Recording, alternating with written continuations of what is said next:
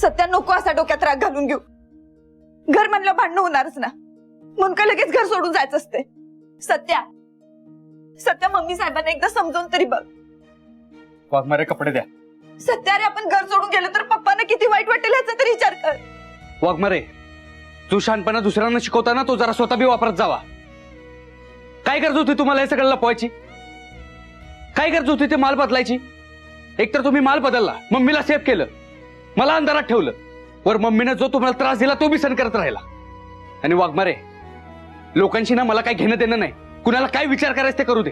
तुम्ही मला जे वचन दिलं होतं ते पूर्ण करायची वेळ आली. ते पूर्ण करा फक्त. मम्मीवर विश्वास ठेवणं चूक झाली माझी, आणि तुम्ही मम्मीने दिलेला त्रास सहन केला ना, ही तुमची चूक झाली. सत्या अरे, दुसरा ऑप्शन नव्हता माझ्याकडे. एकाच टाइमाला सून आणि पोलीस दोन्ही जबाबदाऱ्या पार पाडायच्या होत्या मला. आणि मम्मी साहेबांची बदनामी झाली असती तर त्या मुकादमाला आयता चान्स घावला असता. हे प्रकरण एवढं वाढलंच नसतं. त्या मुकादमात जाऊन काढा केलं आणि लोकांना भडकवलं. सत्या सत्या ऐक माझं. सत्या चला वाघमारे. सत्या ऐक, मी येईन तुझ्या बरोबर, पण मला सांग आता जर आपण घर सोडून गेलो तर मीच वाईट ठरणार ना? कारण तुला अपक्ष उभं करायची आयडिया मी दिली होती तात्या साहेबांना, आणि आता तू परत माझ्यामुळे घर सोडतोस. लोकांना हेच वाटणार ना की सुनेनं मायलेकानं वेगळं केलं. निवडणुकीत हे झालेलं बरोबर दिसणार नाही. सत्या वाघमारे माझ्यासाठी ना तुमचा सन्मान सगळ्यात जास्त महत्वाचा आहे. मग त्याच्यासाठी मला सत्ता हरायला लागू दे, नाहीतर निवडणूक हरायला लागू दे, मला काही फरक नाही पडत. पण ज्या घरात तुमचा अपमान होईल तिथं मी कधीच थांबणार नाही. चला. सत्या सत्या थांब. अग माझी बायको, अग काय आयडिया दिलीस तू. असं वाटतं हिला सारखं गोल गोल भोवती भोवती फिरवतच राहावं. काय आयडिया दिली. अरे तात्या साहेब आणि माया अशी समोर उभी होती माझ्या, आणि आपण पण लोकांना असं पेटवलं होतं ना की तात्या साहेबांच्या समोरच त्या मायाचा पान उतारा केला लोकांनी. त्या तात्या साहेबाचं थोबड तर एवढंच झालं होतं बघण्यासारखं. खरी कृपा त्या मायाच्या सुनेची. तिनं माल गायब केला म्हणून आपलं काम सोपं झालं. अरे आपण दगड न वापरता 3 पक्षी गारद केलेले आहेत, आहे का नाही?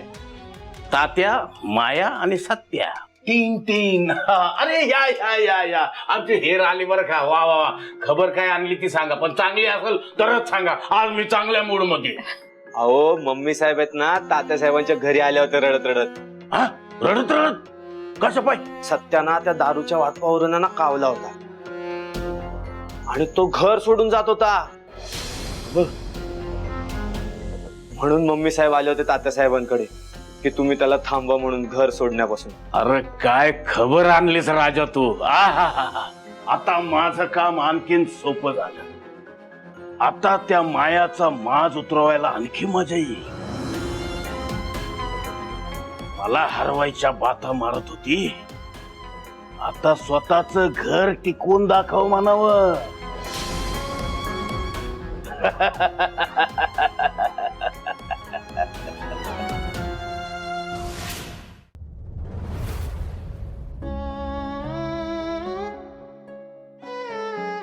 सत्या थांब थांब.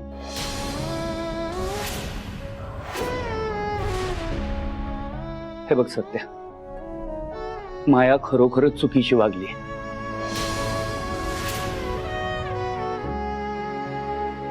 मायानं मंजूच्या बाबतीत जे काही चुकीचं वर्तन केलंय त्याचं मी कधीच समर्थन करणार नाही,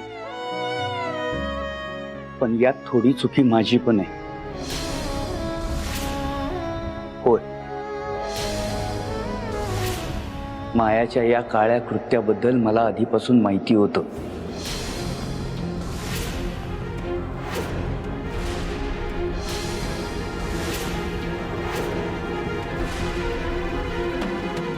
पण मी तुला नाही सांगितलं. तुला न सांगण्यामागं माझा वाईट हेतू नव्हता. मायानं स्वतःच्या जीवाचं बरं वाईट करून घ्यायची धमकी दिली होती मला. माझा नाईलाज झाला सत्य. पण सत्या, मायाच्या चुकीची शिक्षा तू आम्हाला का देतोयस? अरे यात आमचा काय दोष आहे? हे घर सोडून का जातोयस तू? सत्या, तुझ्यासाठी आम्ही कोणीच नाहीये का रे? सत्य, तुझ्यामुळं मंजूमुळं या घराला परत एकदा घरपण आलंय. ते घर सोडून जाऊ नकोस. सत्य, परत एकदा विचार कर. पप्पा, तुम्ही सगळ्यांना लय महत्वाचं आहे माझ्यासाठी. अख्खं जग आहे तुम्ही माझं. पण तुम्हाला मम्मीचा स्वभाव माहिती आहे ना. काय बी झालं तर ती नाही बदलणार. आणि वागणारे जर ह्या घरात राहिल्या तर त्यांचा असंच छळ होत राहणार. आणि बिचारा वाघमारे काहीच न बोलता सगळं सहन बी करत राहतील. पण मला ते अजिबात चालणार नाही पप्पा. हे बघा, वाघमारेंसाठी आणि आमच्या संसारासाठी आम्हाला हे घर सोडावंच लागेल.